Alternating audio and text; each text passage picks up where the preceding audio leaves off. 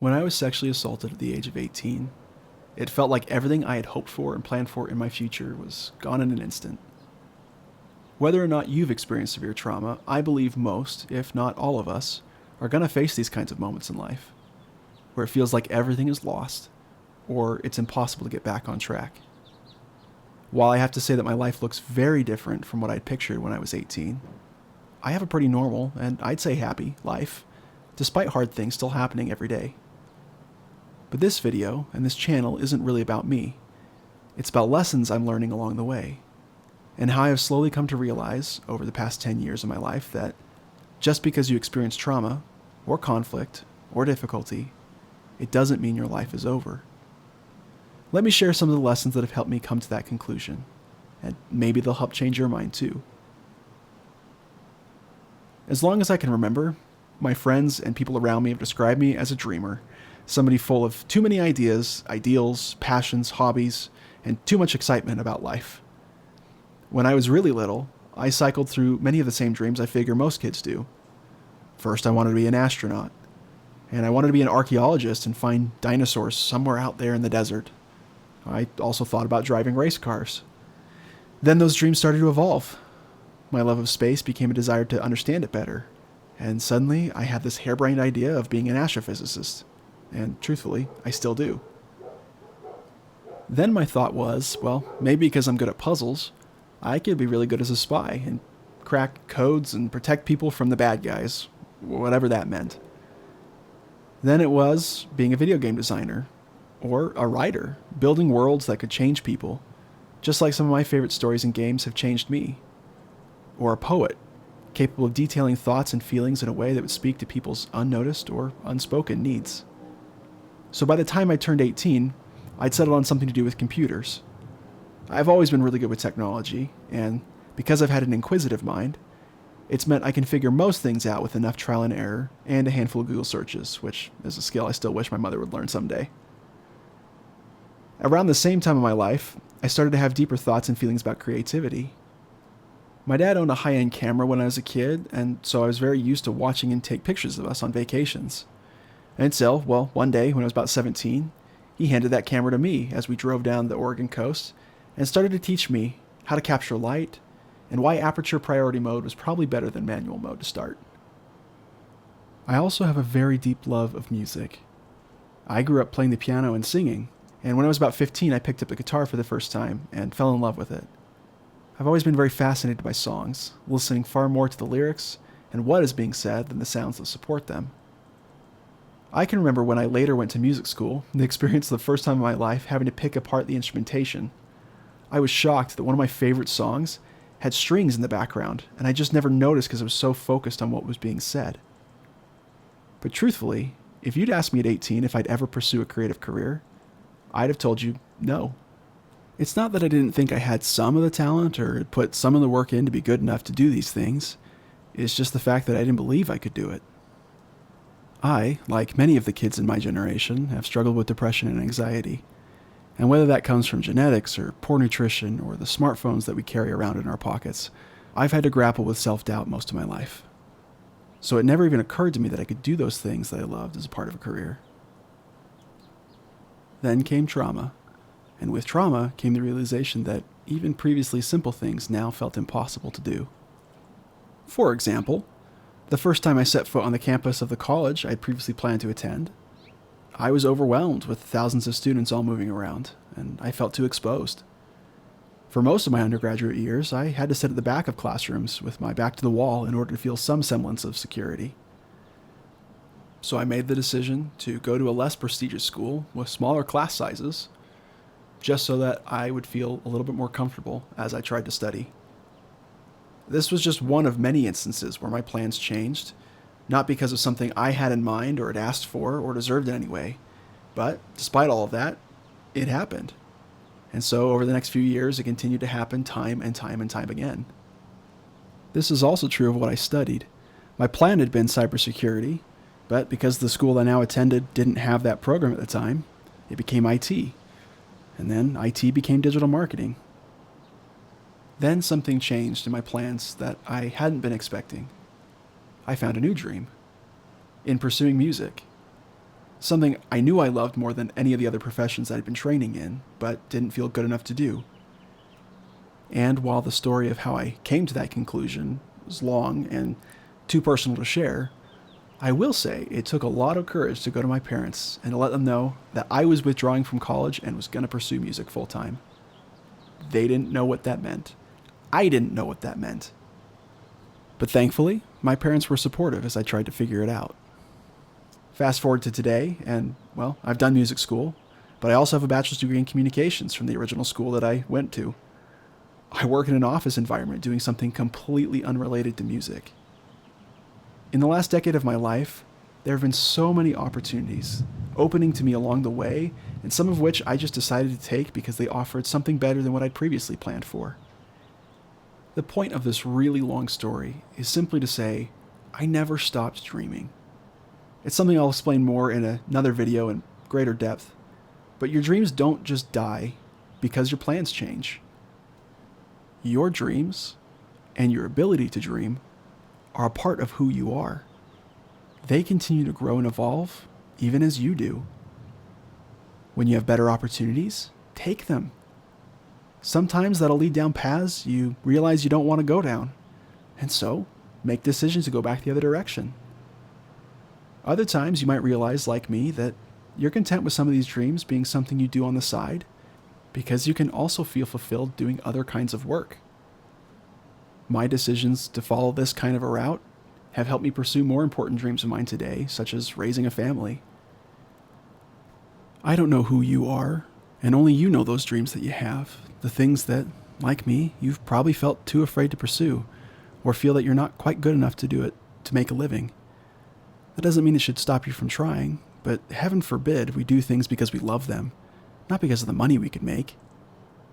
And allowing those dreams to change, or changing your mind, isn't a failure, and it shouldn't be viewed that way. It's just a part of life. The more I've continued to move forward, and the more my dreams have continued to change, the more I've started to take it as a healthy sign that I am also growing and changing. Early on in my healing, one of the things that I dreamed for most was being able to feel at peace. To be able to breathe without having a fist-sized knot in the middle of my stomach constantly getting in the way. One of those things that I feel is criminally misunderstood about the concept of peace has to do with the concept of self-image. When I was younger, I used to think that in order to feel at peace, you had to know and love every portion of yourself, or have an understanding about the world and your place in it, in order to feel any kind of contentment or security. But because of my traumatic experience, my self-image was completely shattered. You just don't live through that kind of an experience and think about yourself the same. I was completely broken by my experience, and all confidence I had in talents or skills or capabilities that even people would tell me that I had, they all went out the window. It's taken a lot of years of hard work, of therapy, of loving relationships, friends willing to listen, coworkers and mentors building me up, for me to get to this place that I can recognize my own self-worth again. And that's still an ongoing process. But I've learned through my healing process that peace doesn't have to mean the same thing as understanding. One of the things a therapist taught me early on in my healing was that confusion is the heart of trauma. Our minds aren't built to be able to understand these kinds of experiences. So when we try to wrap our heads around them, things don't and won't add up. But seeing as we're the ones who have to live with those memories and with those experiences, we become the least common denominator in our own minds. In my case, it meant that I began to see myself as the problem, that I was the reason that things had happened the way they did. And while I've learned that that's absolutely not true, it meant that my image of self was really quickly muddled by that experience. So the solution for me early on was not about self-love or understanding my circumstances. Instead, I found peace through the concept of stillness and hope. Both of these words are really easily misunderstood, so let me try to explain from my perspective what they mean. Stillness is not just sitting down and holding still. Stillness can be engaging with the kind of activities or moments or places and people that allow us to take a step back and begin to see our life more broadly, or look outside ourselves and see the lives of others. For me, some of my old hobbies like playing video games or scrolling through social media didn't bring stillness. And so I moved on. But after a little bit of healing, sitting down and picking up the guitar, or writing in my journal, documenting my daily life, or writing about the relationships that I've had, reading poetry or getting out and hiking through nature, or staying up late with friends until 3 a.m., just talking about life and what we hope to do with ours. Those are the kinds of things that changed me, that helped me find stillness and peace. I think we're becoming too good as a society at living distracted, whether that's by always looking for something more or better than what we have, or constant comparison found on social media, or a desire to be entertained at any time and any place, heaven forbid going to the bathroom without your phone. I find that that kind of life feels too noisy and chaotic if that's all my time is spent on. Truthfully, I don't think there's time for healing if you're always distracted. It's just temporary reprieve.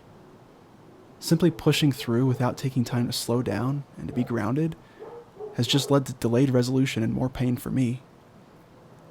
It takes a lot more courage to sit with my emotions than it does to run from them.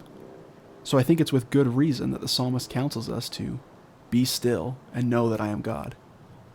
It's hard to know anything well if you rarely spend any time with it. The second piece of the puzzle, pun intended, is hope. Hope is a really wishy-washy word that we usually use to shield ourselves from some level of disappointment. We hope things go our way, or people are kinder to us, or more understanding than they were yesterday, or hope that we make a lot of money, or have a big house, or can afford to own everything we could ever want, and most of all, we hope to be happy. Well, that kind of hope turns it into something passive, and I think that underlines one of the sneakiest lies about trauma. Especially if you're healing from something like abuse, it's really, really easy to slip into a victim mindset, a feeling that, well, because I had little to no control in that situation, I'm destined to never have control of my circumstances again. While it is true that I didn't ask for that experience to happen, nor would I wish it on anyone, I also recognize that it's a moment.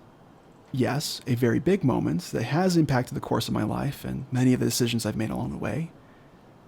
But that moment doesn't define me just as much as my birth or my death won't define me as a person. It's how I choose to live that's going to define me. So in that same sense, I've started to learn that hope is about recognizing there are better things ahead. Maybe not immediately, and definitely not in the way that I picture or imagine, or would hope in a passive sense for.